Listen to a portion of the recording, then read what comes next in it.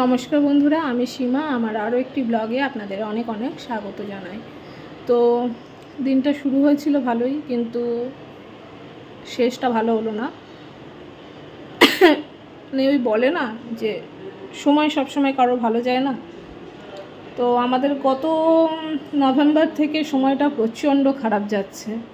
মানে কি বলবো, মানে আজকে আমার, কালকে শাশুড়ির, পরশুর হাজব্যান্ডের, এরকম একটা রেশিও চলছে। মানে বলে বোঝাতে পারবো না এখন কি হচ্ছে। আমাদের ওপরটা কমপ্লিট হয়েছে ঘরের, তো আমরা নিচ থেকে দোতলায় মালগুলো শিফট করছি সমস্ত নিচের। তো এই সমস্ত কাজ করতে করতে কখন যে ওর হাতে এরকম হয়েছে বুঝতেও পারেনি ও। তো কিছুতেই ডাক্তার দেখাতে যেতে চাইছিল না, জোর করে নিয়ে গেছিলাম। তো নিয়ে যাওয়াতে এখন এই অবস্থা, ক্র্যাক হয়েছে। তো এখন বাধ্য হয়ে প্লাস্টার করতে হলো, ডাক্তার যেটা ভালো বুঝেছেন করেছেন। তো এখন এই নিয়েই চলতে হবে। 1.5 মাস পুরো হাতটাকে রেস্ট দিতে বলেছে, দেখা যাক এখন কি হয়।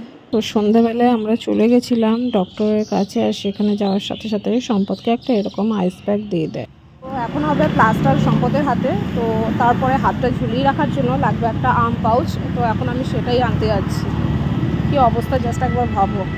তো ডক্টরের চেম্বারের পাশেই ছিল এই ওষুধের দোকানটা, তো ওইখানেই গেছিলাম আর নিয়ে নিয়েছিলাম এই আর্ম পাউচটা। এটাই প্লাস্টারের পর লাগিয়ে দেওয়া হবে ওকে। আর ভেতরে গিয়ে দেখি অলরেডি প্লাস্টার ওরা শুরু করে দিয়েছে। ভাগ্যিস ওই দিন ডাক্তারের কাছে সম্পদকে নিয়ে গেছিলাম, ওর কথা শুনে যদি না নিয়ে যেতাম তাহলে খুব বড় ভুল করতাম। বুড়ো আঙ্গুলের ওই হাড়টাতেই হয়েছে না?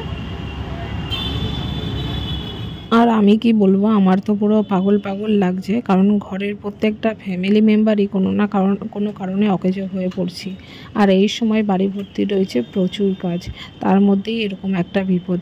আবার সামনে মেয়ে বড় স্কুলে যাবে, তারও একটা টেনশন। মানে সব মিলিয়ে পুরো ঘেটে আছি আমরা। এদিকে আমরা ডাক্তারখানায় এসেছি, ওদিকে বাবা মা শাশুড়ি সব ওয়েট করছিল যে কি হলো। তাই একবার ফোন করে ওদেরকে জানিয়ে দিলাম যে এই ব্যাপার। তো ওরা বললো ঠিক আছে, তোরা সাবধানে আয়। তো সেই মতোই সমস্ত প্লাস্টারটা করে নেওয়ার পর এরপর বাড়ি যাব।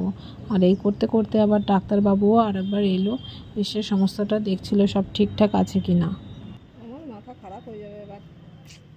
সম্পদের এরকম হয়ে যাওয়াতে জাস্ট চাপে পড়ে গেলাম, কারণ বেশিরভাগ বাইরের দিকটাই ও সামলায় আর ঘরের দিকটা আমি।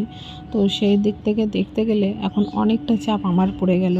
আর এদিকে ওপর নিচ করে করে আমার পায়ের অবস্থাও খারাপ, লিগামেন্টের ব্যথাটাও প্রচুর বেড়েছে।